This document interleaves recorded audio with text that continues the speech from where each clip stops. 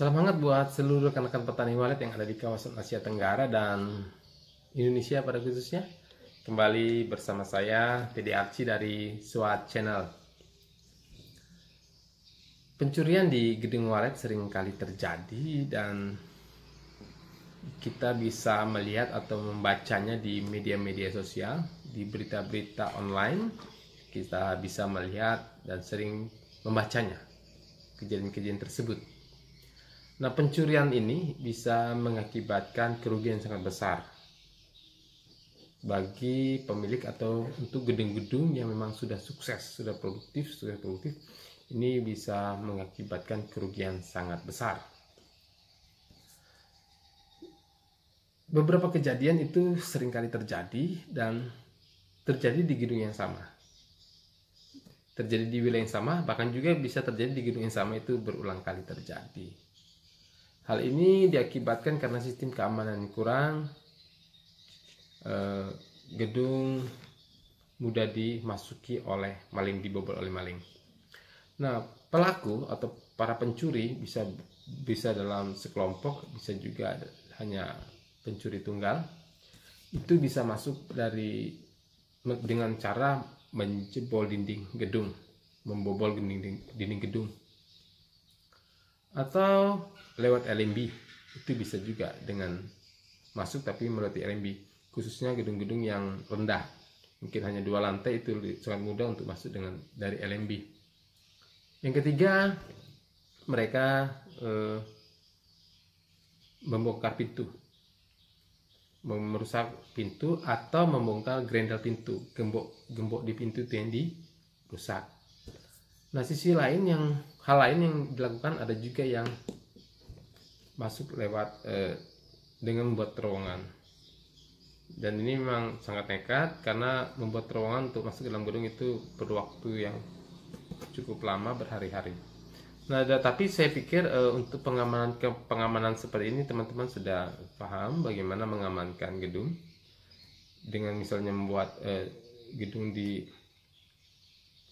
dibuat dengan menggunakan cor dan ada tulangan, demikian juga lantai ada tulangan. Terus jika dia sudah jadi, gedung itu sudah terjadi, sudah berdiri, itu kadang juga bisa dilapisi dengan seng, baik luar dalam itu ditambah lagi seng agar tidak mempermudah bagi pencuri. Nah, untuk dengan lapisan seng ini memang ini sifatnya mempersulit, bukan berarti tidak bisa dibobol, tapi mempersulit, membuat waktu yang cukup lama dan bisa membuat keributan ketika membongkar seng dan sebagainya. Atau di LMB itu kalau mencegah pencuri masuk dengan LMB-nya dibuat kecil aja, lebarnya mungkin sekitar 15 cm gitu, cuma panjang 1 meter, LMB-nya kecil aja 15 cm sehingga tidak bisa masuk dari LMB. Ini beberapa cara yang sudah dilakukan dan saya pikir juga teman-teman lain sudah paham. Tetapi di daerah saya itu banyak terjadi, di wilayah saya itu banyak terjadi pencuri masuk lewat pintu.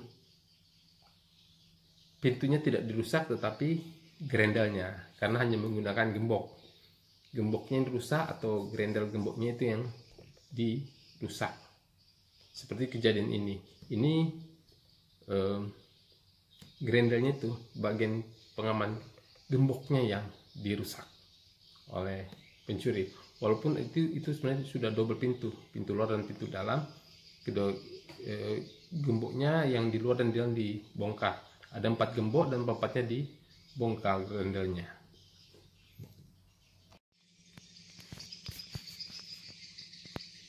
Ini adalah pintu depan atau pintu luar, pintu masuk pertama.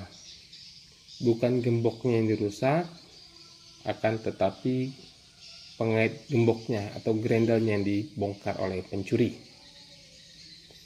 Ada 2 grendel tetapi dua-duanya dibongkar. Nah, yang ini adalah pintu kedua, pintu sebelah dalam.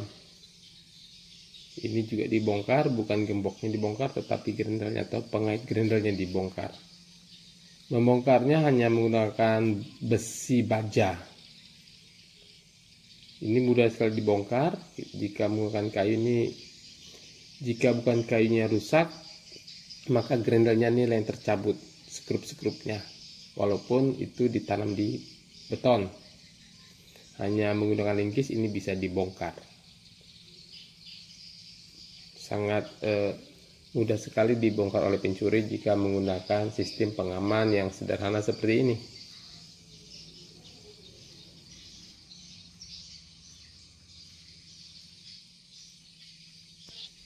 Kita lihat gedung ini yang habis dibobol maling dengan merusak gemboknya.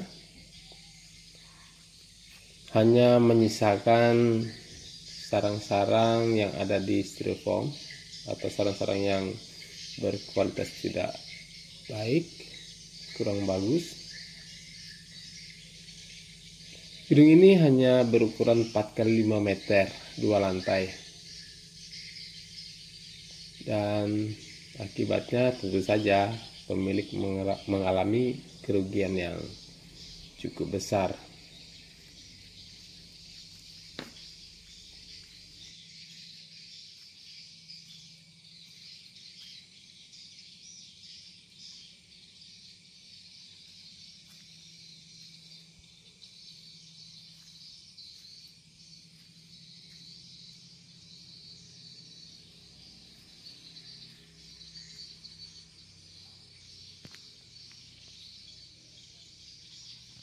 Nah, dari sini teman-teman bisa melihat bahwa pencuri bisa masuk lewat dengan hanya membongkar grendel atau gembok.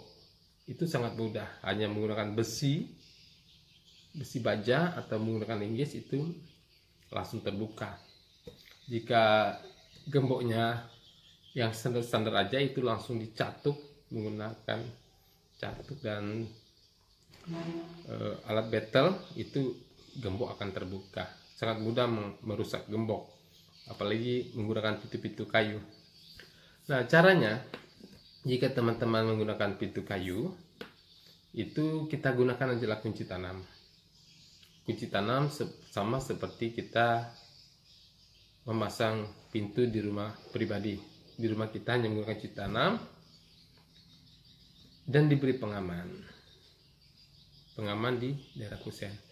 Pintunya harus dibuat dari pintu yang kuat, yang tidak mudah dirusak oleh pencuri. Dari kayu yang kuat, kayu yang keras, sehingga tidak mudah dibobol maling. Kita gunakan kunci tanam yang tidak mudah dirusak. Ya teman-teman petani walet, ini adalah salah satu contoh untuk pengamanan gedung. Kita bisa menggunakan kunci tanam seperti ini. Dengan menggunakan kunci tanam seperti ini, maka pencuri akan mengalami kesulitan untuk membongkar pintu atau masuk dari pintu karena menggunakan kunci tanam. Dia harus terlebih dahulu membongkar bagian ini, dan itu memakan waktu yang banyak. Apalagi ketika kita kasih plat besi. Di sini, di bagian ini kita kasih plat besi. Plat besinya ini sekeliling tidak terputus di mengelilingi kusen sampai di bawah. Ini tidak terputus, sehingga dia akan kesulitan untuk membongkar plat besi kita ini. Untuk pengaman tepian ini, tepian dari kusen itu diamankan dengan plat besi yang kita paku, sehingga pencuri tidak akan bisa membongkar. Karena untuk membongkar bagian pintu ini, dia harus membongkar dulu plat besi. Bagian luar ini ditanam dengan paku yang panjang atau menggunakan skrup yang kuat. Ini ditanam dengan paku, diperkuat dengan paku, sehingga kesulitan untuk dicabut. Nah, selanjutnya adalah pintu harus dibuka ke dalam agar posisi engsel itu ada di dalam gedung. Kita bisa lihat dari dalam, ya, engsel ini bisa dibongkar di luar.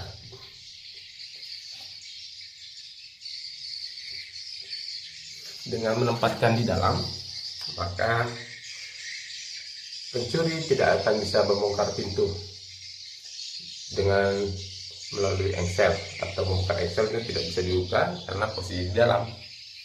Jadi pintu dibuka ke dalam. Selanjutnya kita juga menggunakan pintu double.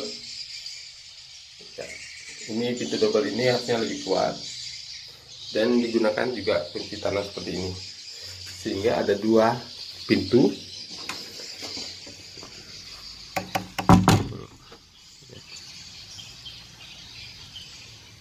Jadi bagian ini tidak ada engselnya, tidak terlihat.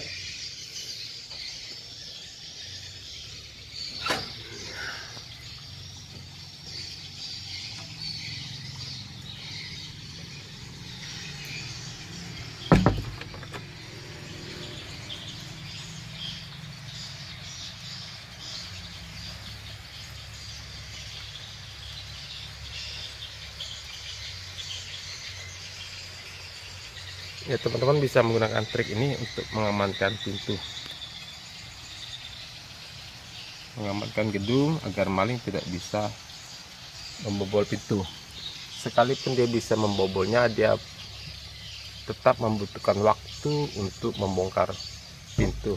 Untuk masuk ke dalam gedung lewat pintu, dia perlu waktu yang panjang karena dia harus membongkar dulu plat besinya, bongkar lagi bagian tepian ini, baru bisa masuk.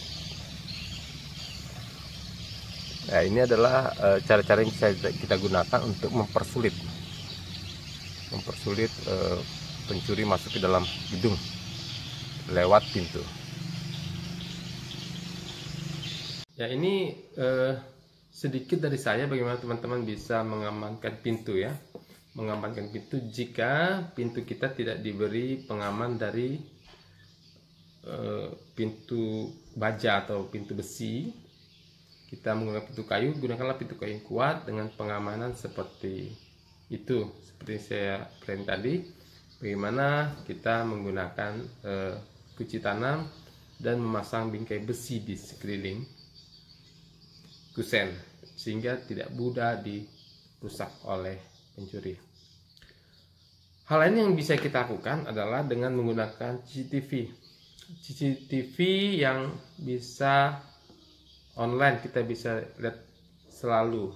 Ini bisa menggunakan modem sehingga kita sewaktu-waktu bisa melihat kondisi di gedung kita atau di dalam gedung kita, bukan hanya melihat toilet tetapi melihat keamanan. Kita bisa online kan sewaktu-waktu dan melihat kondisi di dalam. Jika ada pergerakan pencuri, ya kita bisa langsung mengambil tindakan-tindakan yang seperlunya. Tapi ingat, jangan kita melakukan seorang diri untuk pengamanannya. Panggil polisi, pihak keamanan dan sebagainya untuk keamanan pribadi kita, supaya kita juga aman dan tidak celaka ketika berusaha menyergap pencuri. Hubungilah pihak keamanan, polisi atau pihak-pihak keamanan setempat yang ada di desa untuk membantu kita, sehingga semuanya bisa dilakukan dengan aman dan baik. Ya teman-teman, sampai di sini video saya kali ini. Semoga bisa memberi pencerahan buat teman-teman demi keamanan gedung kita masing-masing. Salam sukses produktif dan salam sehat buat semua.